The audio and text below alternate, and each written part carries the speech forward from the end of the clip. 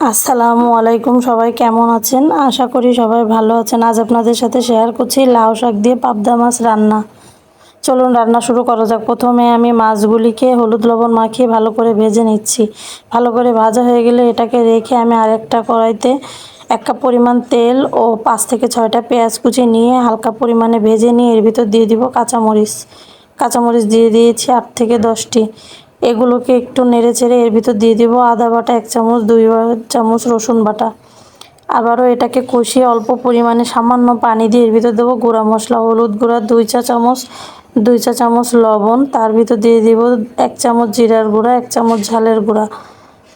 তারপরে এগুলোকে আবারও নেড়ে চেড়ে মিশিয়ে ভালোভাবে কষিয়ে নেব। ভালোভাবে কষানো হয়ে গেলে এর ভিতর দিয়ে দিব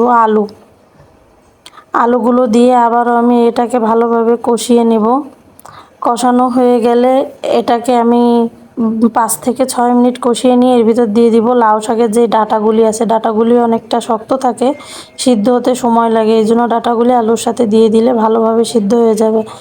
ডাঁটাগুলি দিয়ে আমি 2-4 মিনিট কষিয়ে নেব ভালো করে ঢাকনা দিয়ে ঢেকে। মাঝে মাঝে অবশ্যই নেড়ে চেড়ে দিব যাতে পুড়ে না যায়। এরপর কষানো হয়ে গেলে এর ভিতর দিয়ে দিব আমি যতটুকু ঝোলের পানি রাখতে চাই। শাকে পানির পরিমাণ সামান্য দিতে হয়, যেহেতু শাক থেকে পানি ছাড়ে। আমি অল্প পরিমাণে পানি দিয়ে দিয়েছি। বলক উঠে গেলে এর ভিতর শাক দিয়ে ঢেকে রেখে দিয়েছি। ঢাকনাটা উঠিয়ে পরে নেড়ে চেড়ে মিশিয়ে নিয়েছি। মিশিয়ে এর ভিতর দিয়ে দিয়েছি ভাজা মাছগুলি দিয়ে আবারও ঢেকে রেখে দেব। ঢেকে রেখে আপনি যতটুকু ঝোল রাখতে চান ততটুকু রেখে চুলাটা বন্ধ করে দিলেই হয়ে যাবে। সবাই ভালো থাকবেন, সুস্থ থাকবেন। আল্লাহ হাফেজ।